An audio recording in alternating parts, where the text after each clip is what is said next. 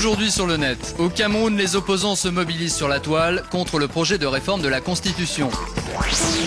En Chine, un blogueur dénonce le sort des sans-abri de Pékin à l'approche des Jeux Olympiques. Et les brefs du jour.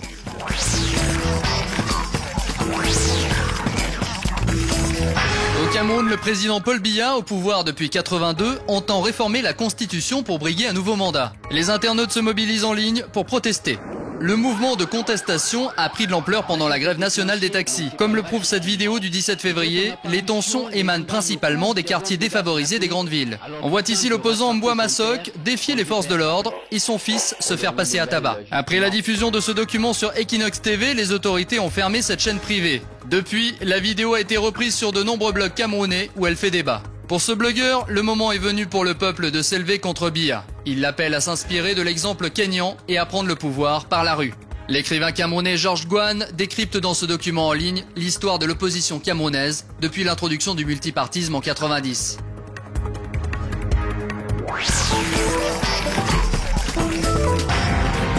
En Chine, à l'approche des Jeux Olympiques de Pékin, la police cherche à débarrasser le centre de la capitale des sans-abri. Tiger Temple, un blogueur chinois, raconte le quotidien d'un groupe de SDF qui campe à quelques pas de la place Tiananmen.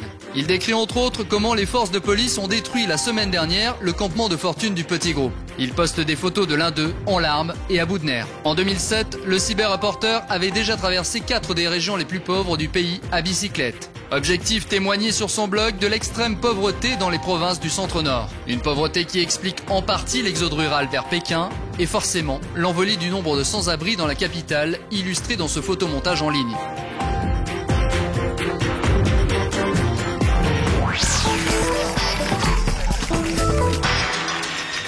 L'économie s'invite dans les jeux en ligne. Plus de 220 000 personnes ont rejoint EVE Online, un monde virtuel pour hommes d'affaires. Cet univers est régi par les meilleurs stratèges et logisticiens du commerce. Le but, gérer son territoire et accroître sa productivité tout en menant une bataille intergalactique. Un monde ultra-capitaliste, très compétitif, proche d'un cauchemar futuriste.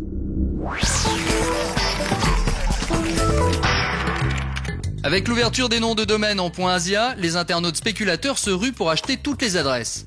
L'enjeu, acheter un maximum de noms connus pour les revendre ensuite à des prix exorbitants aux grandes marques. Chaque nom de domaine sera ensuite attribué à celui qui aura fait la plus grosse enchère. Les paris seront clos dans 2 semaines, le jour du lancement sur le net.